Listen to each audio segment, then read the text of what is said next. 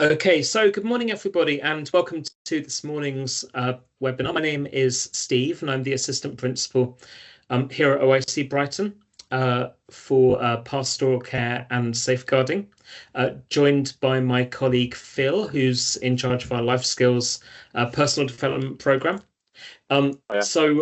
I'm not going to do most of the talking today. I'm going to hand over to Phil in just a moment to talk you through our approach to personal development here at OIC Brighton. But I just wanted to give you a warm welcome. Personal development really is at the heart of everything that we do as we prepare our students for the future. The majority of our students have chosen to come to the college here because they want to have an academically rigorous and stimulating education, and also in preparation for going on to further studies at university in the UK. And so we very much see it as being our responsibility to prepare them for that future. And core to that is the personal development programme. So welcome again, and Phil, over to you. Great, thanks, Steve. Hi, everyone.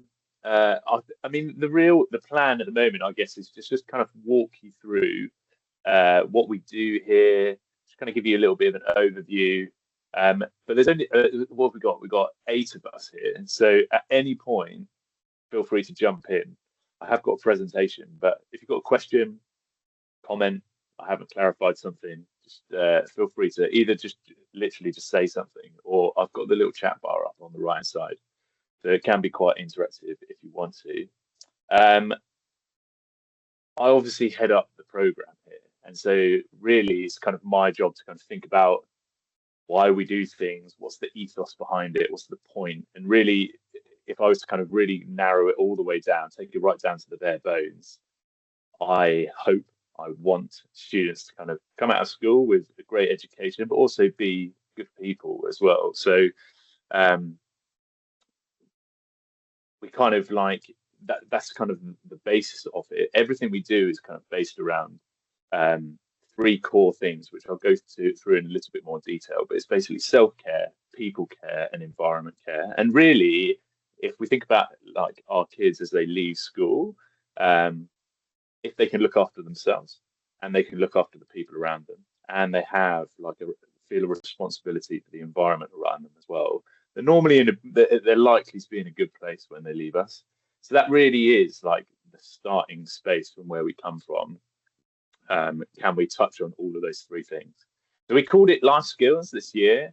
I joined in September, and it's called Life Skills, and I like that title, but it's quite broad and it's quite big. So we're actually going to change it next year. We're going to call it Personal Development. It makes it a little bit more simple. I think students will understand what that means a little bit more. And really, the aims are, do they understand themselves? Do they understand the world around them? And are they confident in themselves? They know who they are. And then there's a lot of links to kind of like the real world relevance. So mental health, consent, online safety, the relationships that they have. We have a careers program that runs separate as well. And I'll go through that in a little bit more detail as we go. So PSHE, we call it PSHE in the UK. That's not really, it stands for Personal, Social, Health, Economic Education. It's kind of a title that's a little bit old now, or just used in the UK. So it's kind of called lots of different things across the world. I came from a school in Thailand before I was here as well. They called it something different. So everyone has a different name for it, but it's just, there is a compliance element to it. So I've got on the screen here some of the things that we have to cover. We have to cover RSE. We have to cover health education. Here in the UK, we have to comply with a thing called British values, and I'll go through what those are in a little bit in a minute. What is essentially what is it to be a British citizen? What is it to live in Britain? And then there's SMSC as well, which is spiritual, moral, social, and cultural development. We have to comply with those things. We have to prove that there's elements of our curriculum that link to that. And then because we're inspected by ISI, they come and there's a separate framework that they provide that essentially kind of breaks down some of the things that we need to cover. But we're obviously in the slightly unique position of being in Britain, but also being an international school. So we kind of have to think about both elements. We've got global citizens who have moved from, all over the world to come here. So whilst they're here, they're living in Britain, and they need to know what that's like. But they also need to be able to think on that global scale, because a lot of our kids are so used to traveling around as well. So there's a bit of crossover for us.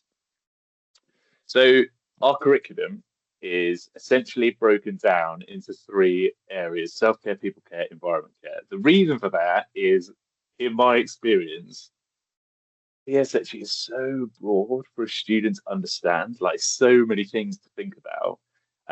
So like trying to simplify everything down is kind of the main bit. That's the kind of the hard bit. It's like, what are we learning and why are we learning it? So we kind of run it on these 3 themes so that everyone in the school is learning or discovering or getting involved in the theme first. So they know that, okay, from year 9 to year 13, we're all looking at, for the first term, an area to do with self-care. Now, it could be in year 9, they're looking at identity. In year 10, they're looking at happiness. What is it to be happy? How do I get that? Is it possible to be happy all the time? In older years, they might be looking at things like awe and wonder. What is it to feel like awe? What is it to feel like wonder about something? Why do we want to feel those feelings? How do we find them? What is it that like sparks that in me? So they're all looking at different subjects or different units of work, but it's all to do with themselves. And then as a group, as a whole school, we then move on to the next unit, which might be people care. And obviously in the younger years, they'll do something that's a little bit more accessible. Older years, we looked at stuff like homelessness. Why do people become homeless? Challenging the misconceptions around homelessness and how people end up being homeless, why they've got there, charity, ethics, those kind of things, but all to do with people. And then we'd move on to environments, so we'd like rewilding, regeneration, stuff like that. So the purpose for that is to try and simplify down a lot of content into 3 smaller titles, so that the whole school is kind of moving along together. And then usually units are about 4 or 5 weeks, maybe 6 weeks long, and they'll do like standard lessons, essentially learning about that topic.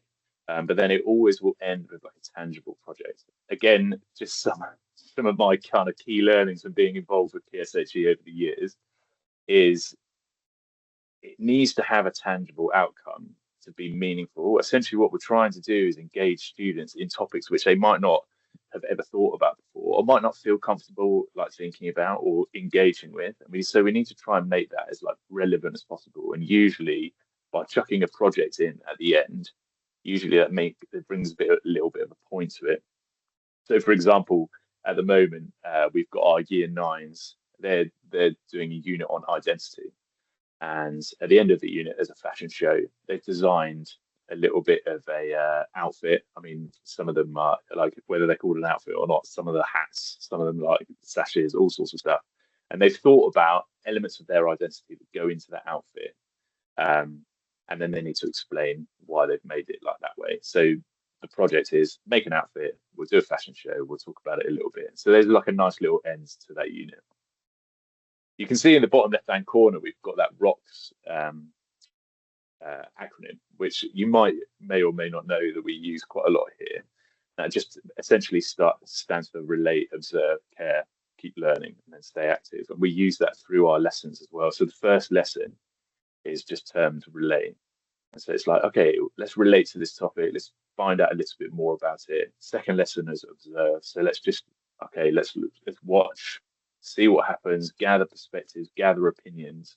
And then third lesson is care. So like, why do I need to care about this? Why is it relevant to me? Why is it important? And then that kind of keep learning aspect in the fourth lesson as we start our projects on with Stay Active as well.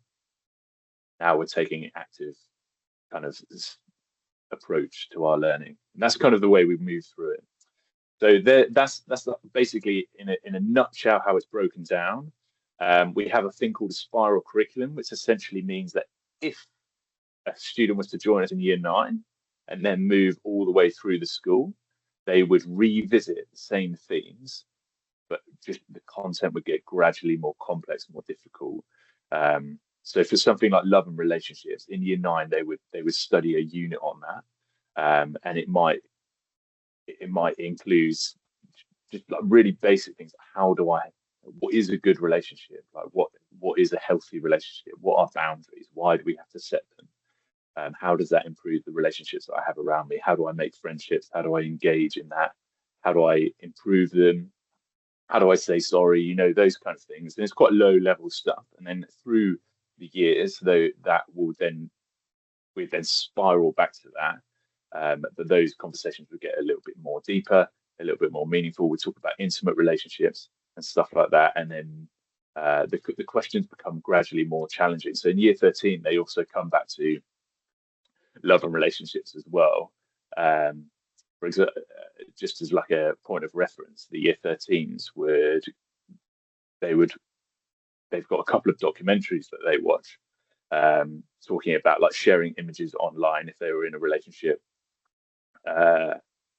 like revenge porn and stuff like that. And so the conversation becomes a lot more difficult, but they revisiting the same core theme.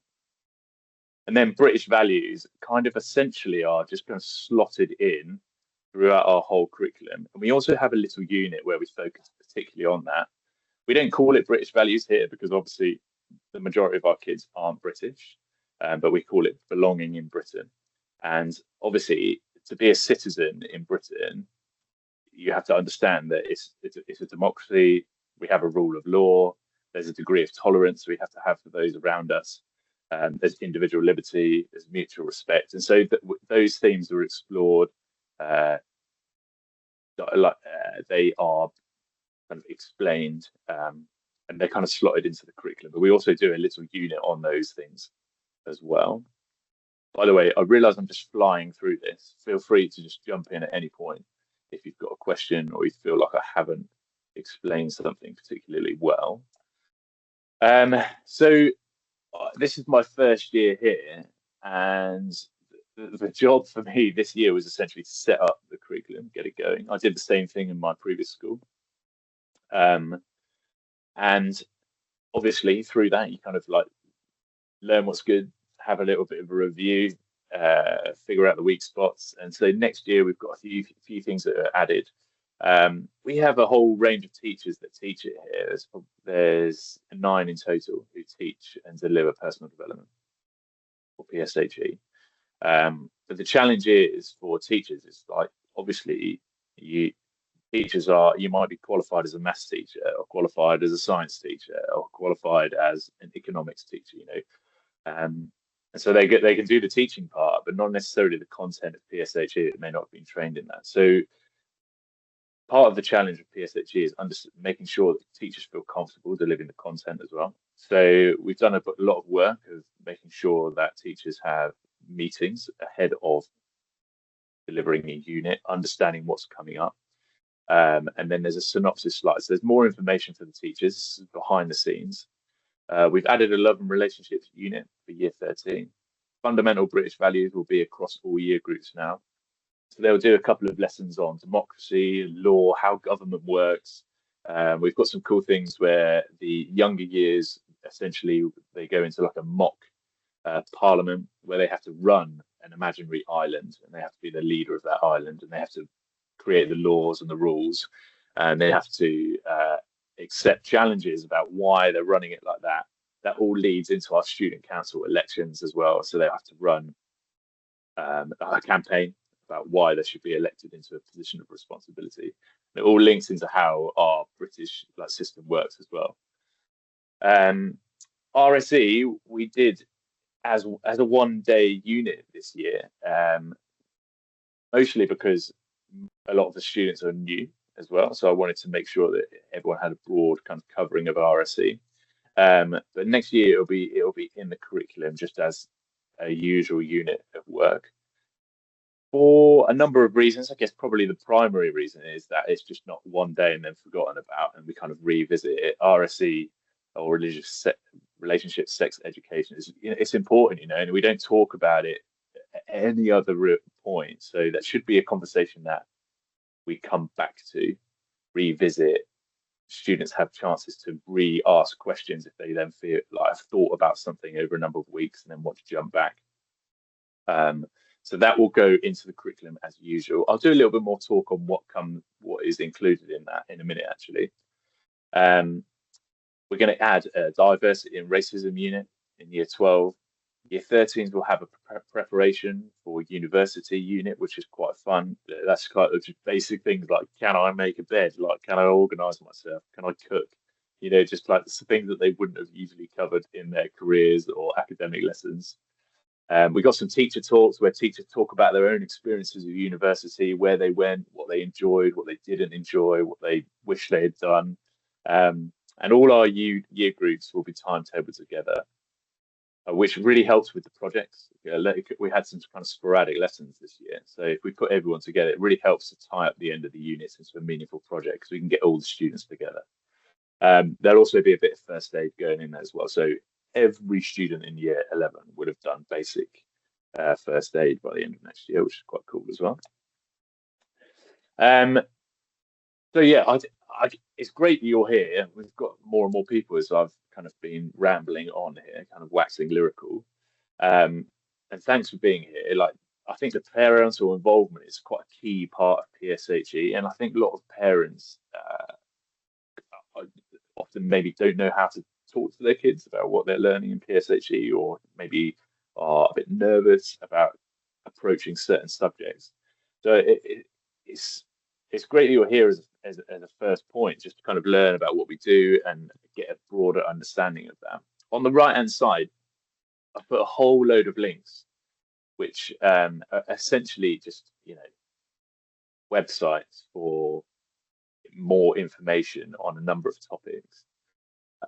Key ones as well, right? So like the online safety, we know that our students all have devices, and the access to content, both good and bad and everywhere in between, is absolutely insane, and impossible to completely track. And it's definitely, as a parent myself as well, it's something I'm really nervous about. It's just monitoring that and like understanding what is my child accessing online. There's a couple of links for that. We obviously cover a lot of online safety as part of our program here as well. We have a whole unit of online safety. We had some external speakers come in and do it as well. We also we have a themed like week. There's a online safety week which we recognise. Mental health is another huge worry for parents, I think. How's my child doing, especially when they're here boarding away from home? Like, you know, there's the added worry of them being a long way away.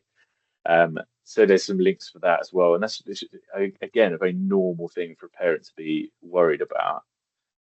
RSE and relationships as they grow up and engage in new relationships, and like some of them go well and some of them go badly. How do we manage that? How do we have conversations with our child about that? It's a really difficult topic sometimes. Sometimes they don't want to talk to us. Sometimes they're embarrassed about things.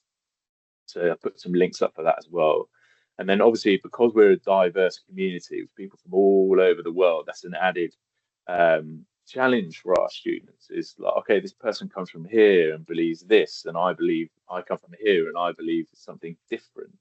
So there's a couple of links about that as well. But essentially, like, although I've put a million links down the right hand side, which you're welcome to click on and explore, they're ones that are quite commonly used in UK schools. I've kind of synthesized down three main things that I think parents can do to just kind of help supplement their child's education on the parent side. I think the first one is open communication. And I think we kind of fall into the category sometimes as teachers and parents, is that we need to know everything and need to understand everything and need to be the expert on everything. But really demonstrating like that skill of being an open-minded communicator is really the foundation for it. Asking questions like, what did you learn today? What are your thoughts on that? Do you agree with it? Do you disagree with it? Can you tell me a little bit about that? I don't understand it. Explain it to me, please. You know, those kind of questions really help for a child to like understand the process it goes through to be an open communicator. And it and it opens up the conversation at home into a wider one. So, for example, if they have just finished a lesson on, you know, relationships and sex education, you know, being an open communicator, you don't have to ask for details if it feels awkward. But tell me what you learned today. Like, what was interesting about it? What did you find awkward? What did you not know? What do you know now which you didn't know earlier? They're all basic questions. They're all quite simple questions, but kind of addressing it directly in a kind of open way without trying to be the expert is a key skill, I think, and one that parents often struggle with. Kind of a normal thing, but yes, that would kind of be my top. If I was giving top tips, that'd probably be my first one, I think.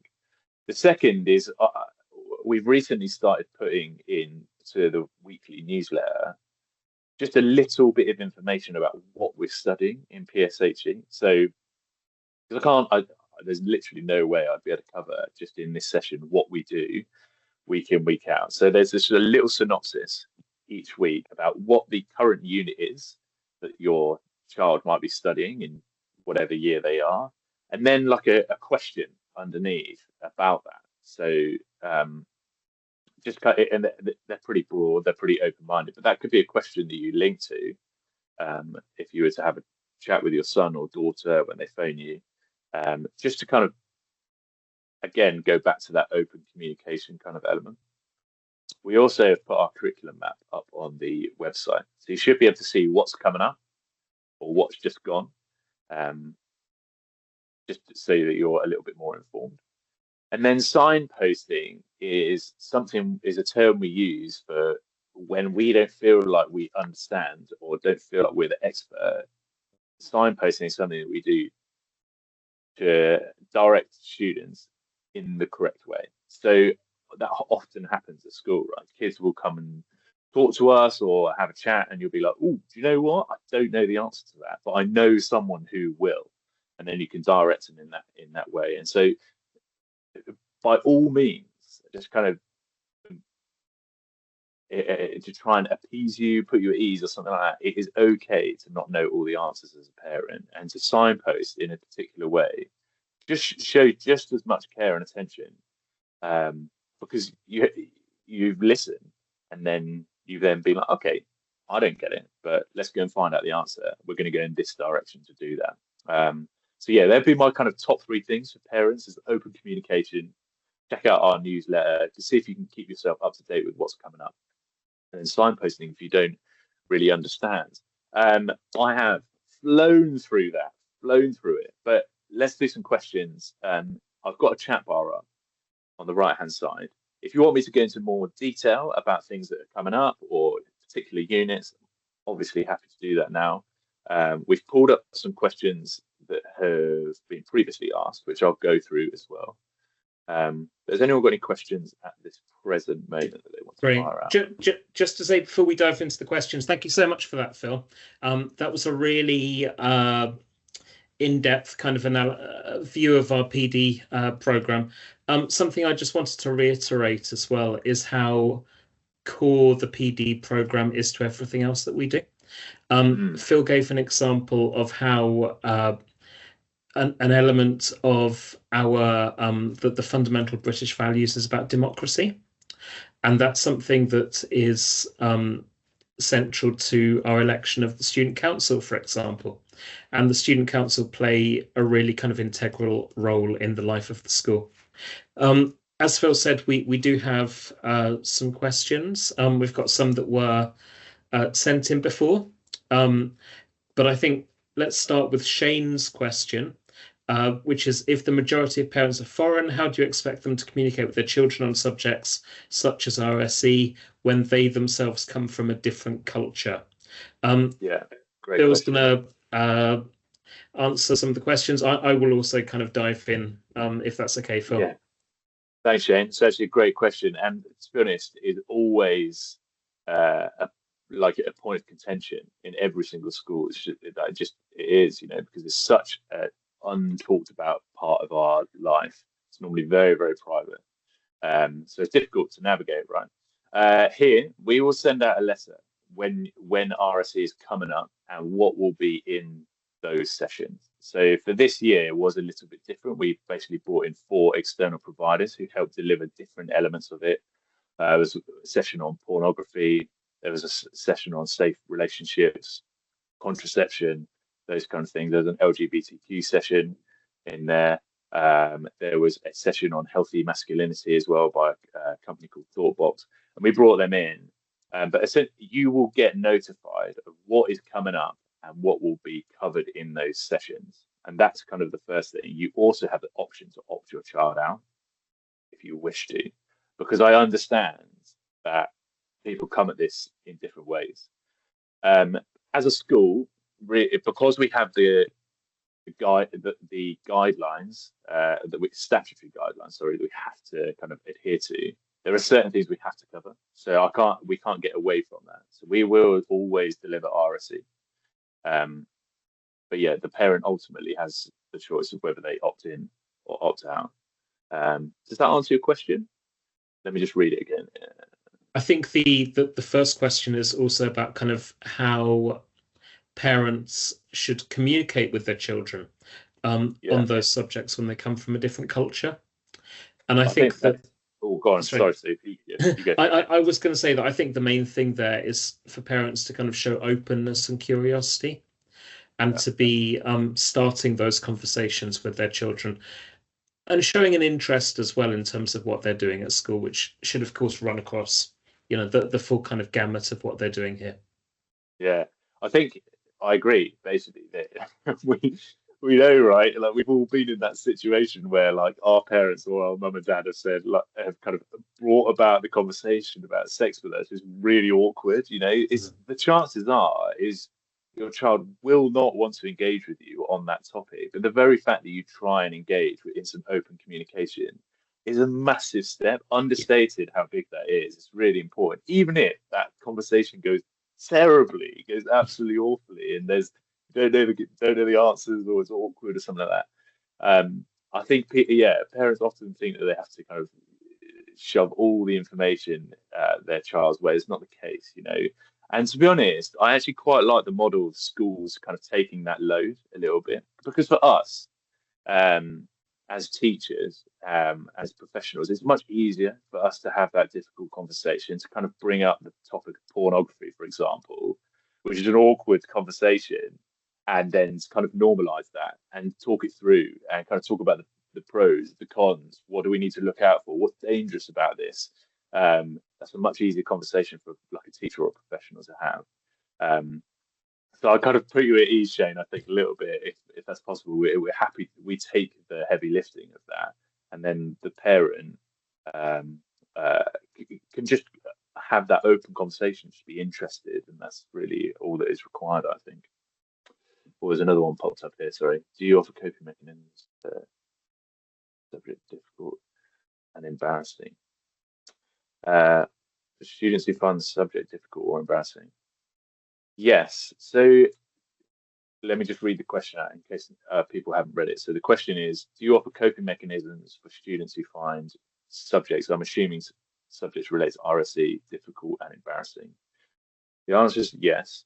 We have, but they are our normal pastoral measures that we have in school. So each student has their form tutor who they see every day, and there's usually their first port of call, or if they are having a bad day. And that's not just related to RSE, it's related to any area of school life.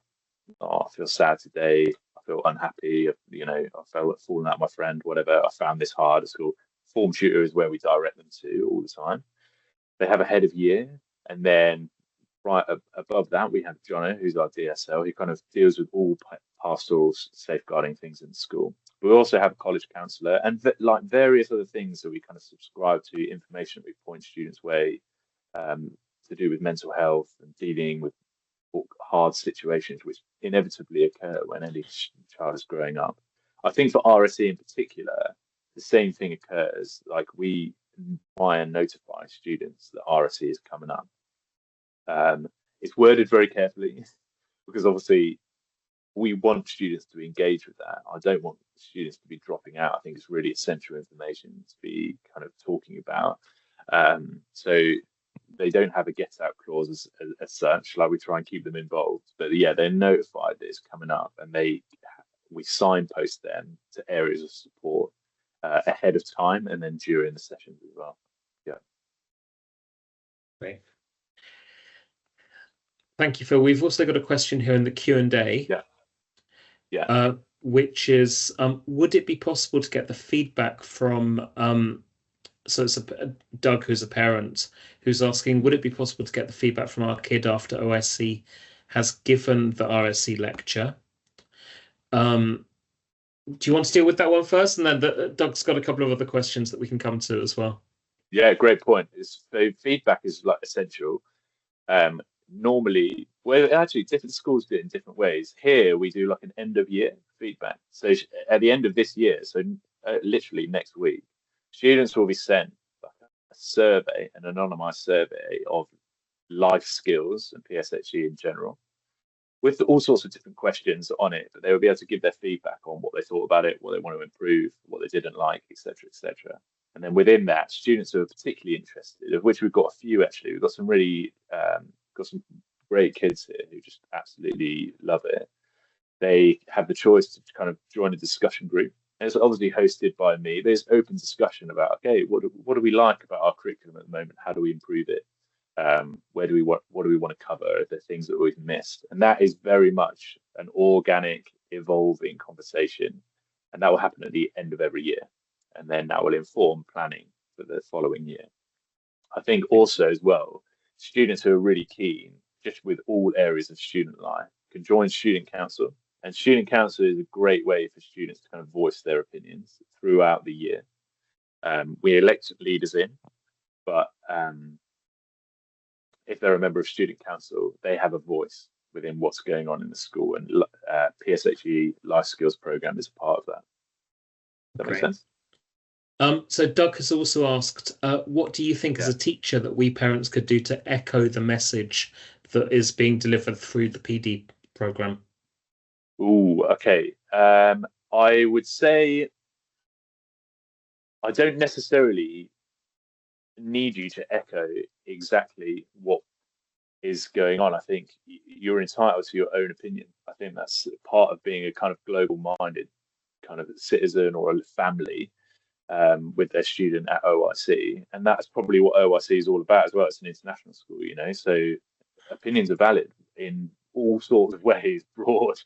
We've got different religions, we've got people from different places, we've got different belief systems, we've got all sorts, and that is absolutely fine. So you can have your own narrative as a parent on how you want your student to be. You can parent in the way that you want to.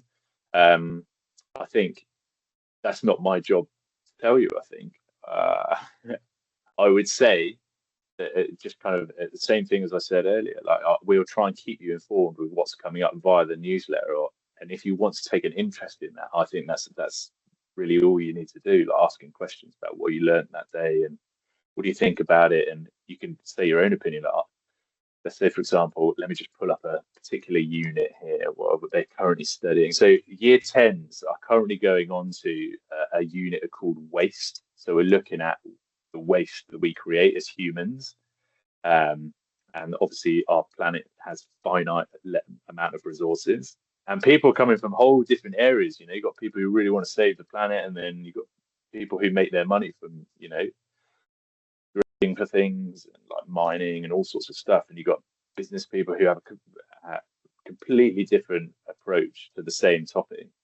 So you're allowed to say your opinion on it, but the student would have also be making up their own mind on what they think about waste and those kind of things at the same time. Does that make sense? Yeah. So I think the third question there. Do you foresee any cultural difference as of today? Doug has said, for example, the age of consent in the UK is 16, but not in our country. Just to say first that I think, a lot of the answers you'll find are quite connected. We are a truly global college, but we're locally rooted. And so our aim is not to replace anything that, students might have been told by their parents or by their from their home country. And what we want to do more than anything is to encourage dialogue between students, and to get students talking about how things are in their country, their culture, but with also a focus on how things are in the UK, given that students will be spending time here. An example of how the PD program is connected to to where we are, to our locality, our local area. This is something that Phil has been working really hard on and done a fantastic job with, is looking for opportunities for students to contribute to the local area, whether that be helping create a garden with some gardening in Ovingdean, which is the village that we're in, whether it be kind of going into primary students going to primary schools to read to primary school students. So we're not so much looking at kind of what's legal in one country as opposed to another, but it's more encouraging dialogue between cultures at the same time as having a focus on what's going on around us as well. Phil, anything you want to add to that? Yeah, I think it's probably about the same kind of line. I'd like to think both me and Steve have worked internationally as well. You kind of develop like a mindset, and you try and foster a mindset of kind of openness. And I hope that's the basis of which our program comes from. That's kind of the footing or the foundation of it. Is okay. We know that we're in Britain, and there's certain ways that there are certain British values. So we're going to tell you about them. But we definitely don't want to make up your mind for you. You are free to choose what your opinions are. Yeah, I think it's interesting, isn't it? You need to give so much of the challenge of students is kind of giving them space to make their own mind up, allowing for mistakes and for them to get it wrong, and then gently correcting. And I think that's probably something that I'm very, very passionate about, is like the gentle correction. Like, it's okay to get it wrong, but I am going to tell you that you've got it wrong and kind of point you in a different direction. Wow, what do you think about this? Have you thought about this perspective? Or, oh, I just want to challenge that. Yeah, that's kind of where I'd come from. Great. There's one final question from Doug, which I will answer quite quickly before we kind of move on, which is, do you consider it's illegal to have marijuana on a field trip where a field trip takes place in Belgium? Just to say very quickly in answer to that, we have a zero tolerance approach to drugs, to alcohol, to smoking. So absolutely not acceptable, no matter where that field trip might be to. Great, thank you. And any other questions from anyone else? We have got a couple of questions that were sent in advance, so we can go through a couple of these if nobody has anything else that they would like to ask. So Phil, something that we've been asked about, which I think is we haven't touched on yet, is what does a typical personal development session look like? Oh yeah, good question. Students will be based on the core themes: self-care, people care, environment care, so they have a rough idea of where they are. They will come into the lesson and there will be a question on the board which is really broad, and it will essentially be asking for their opinion on a certain thing. So for example, if what's the next unit we're studying? So when we come back in September, we jump into a self-care unit, and the year 10s are doing global cultures. So they're talking about what is culture, and we're talking about a thing called the single story. So essentially stereotyping. Why do we have one single-minded thought about what someone is going to be like based on what they look like or where they're from? So there'll be a question related to that single story, essentially trying to gather their opinion. And then through the lesson, it's essentially kind of a very discussion based. There'll be like a few little prompts, videos, questions, articles, that kind of thing. And the teacher will lead the students in a discussion based scenario where we're trying to challenge opinions and get, hopefully the goal is really to get students challenging each other in a respectful way, asking questions of each other and just kind of opening up their opinions in a verbal way.